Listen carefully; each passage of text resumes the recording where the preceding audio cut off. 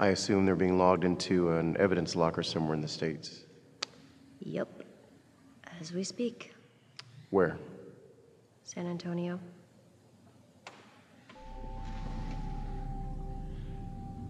I assume it's pointless to try to convince you there are no such things as coincidences. First movie I did with you, which was Tag.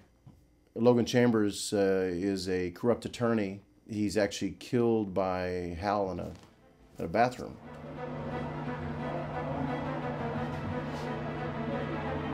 Look, I don't know what they're paying, but and then later on, of course, I brought my son Ryan, and I brought some friends of mine to be mercenaries in the climactic scene. And I think I shot DeMarcus in the butt with an arrow in one scene. Holy motherfucking cream cheese! What the fuck? Who the fuck is Zorro? I'm sorry. And of course, that comes back if you look at, was it number 5 or number 6, I believe it is. It alludes to the fact that, you know, who'd shoot somebody with a freaking arrow or blah, blah, blah. And it was a little dig at me on that. It had to be. Who the fuck else uses arrows? Then in White and Black, Logan, it became a prequel to Tag. That's when I was cast as Colin Donovan in Brett's Mind and Amanda. They were discussing it. They watched that scene where he's in there showing the safe house, wearing the trench coat. And oh, there's our Colin Donovan. Do you actually think I look like a Jessica? What's wrong with Jessica? It's just such a prissy name. Hi, my name is Jessica. May I massage your balls for you? My wife's name is Jessica. Oh. Turns out this Colin Donovan character ultimately does kill Logan Chambers, so that confused me. Okay.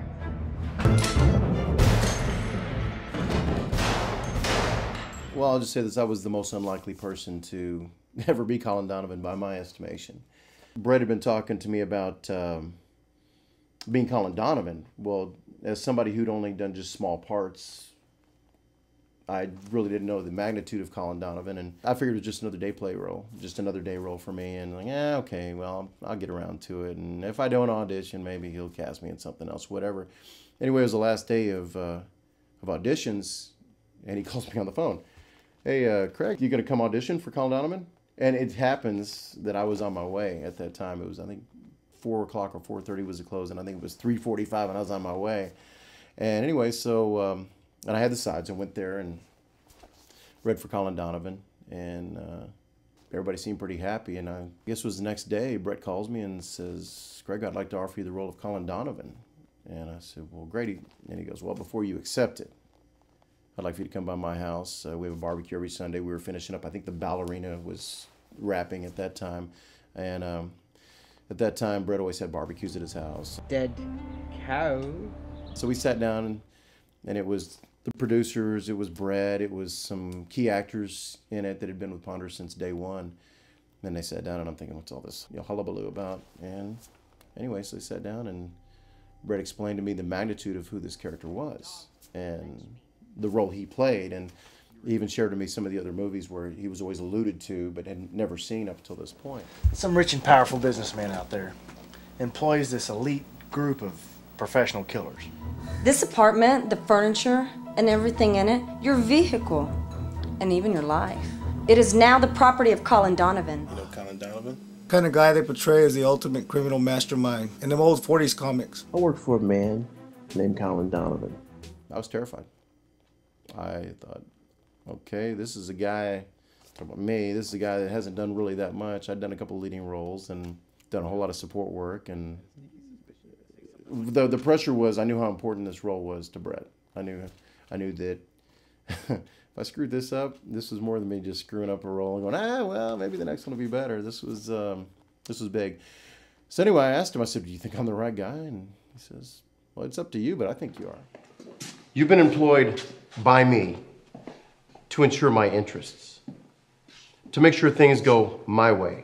You've been asked to make sure certain people don't know too much. But now it's time that you learned what it is you've been protecting.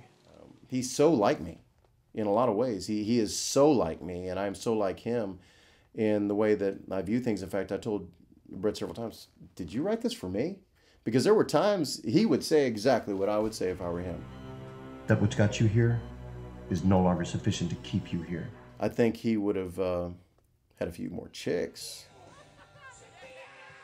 through 9, we've seen Donovan develop in 2 different ways.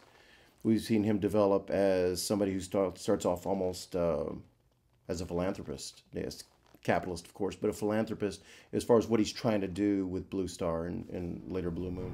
I'm not the bad guy, Helen. I'm trying to run a business, a successful business. This project is key to a lot of people making a lot of money, which you would say is evil and rife with corruption, but in fact is the same money that puts food on your table and food on your grandkids' table and allows your ailing daughter to have health insurance and pays for your son's expensive cars. No, I'm not the bad guy, Helen. I'm just the embodiment of your own guilt. Brett told me a couple times he shopped this to Hollywood, and some folks that know something about movie making. They said, yeah, you can make 1, maybe 2, but we're not going to let you make 10. And his argument was, well, my actors are going to age. I'll lose focus on it. I won't, continuity could be an issue. I may not ever complete it if I only do 2. And just all the things came together at the time that should come together, because albeit it was difficult, it was uncanny how things just, wow, this is all falling into place. Now, my doctors tell me I should rest, but I feel it's more important that I speak with you. I am all right. You can't go through what we went through and not have developed some close ties and some bonds. At the beginning, these were strangers, and at the end, I would say family, yes, but more I would say that we had developed relationships, whether it be family, acquaintances, friends, enemies, whatever it may be. There was a core group that came out of this whole thing, in some cases surprising who I'm close to and who I'm not, who we've become, just like this. And I've got a tremendous relationship with the director and staff of Ponderous, and I value that, and a lot of the actors too. There was a lot of actors who I never did get a chance to be on set with, even some who were in the same scene. I've never met them. There's several scenes where I'm talking directly to somebody and I have never met that person face to face. Typically, I was either talking to Amanda or Brett or Bradley, in some cases Jake. This is a guy that kind of, he just showed up, and he's one of those helping hand guys. He showed up, got involved in the picture.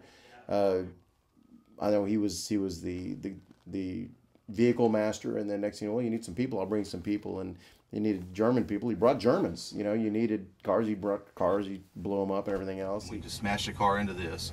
So we'll have the car, and you'll be going, all right, then you'll disappear into your little blue flash, or however you disappear. The Innocence Saga is truly an ends justify the means story. It's not so much that it came out better as far as production, frame, focus, acting. It's that the story is so fascinating. Because I go into it just like the audience member goes into it. I haven't seen these movies. I don't know what the hell's going on. In fact, there's several times, so that's why I said that. Getting through it, I was like, oh, wow. Those moments that make you go, huh? And I had a lot of those. So they're, oh, God, I'm such a dick. And there's a lot of things to it that I just didn't see coming. So it was better than I thought it was going to be at the speed that we did it, and some of the issues that came up, some of the locations. Good Lord, Brett made them look great. I really thought, wow. Sergio, his skill at doing sets. When we did the Oval Office, it looked incredible on camera, and it was like a cool desk. This is my desk. They just put an eagle on it and some stuff, and windows in the back with green screen. Cool. And it actually came out very effective. And that was one of those scenes where there was nobody else in the room but me, and I did the entire scene with, there's all these Secret Service guys, and I'm killing somebody, and what the hell's going on here? And yeah, it came out great.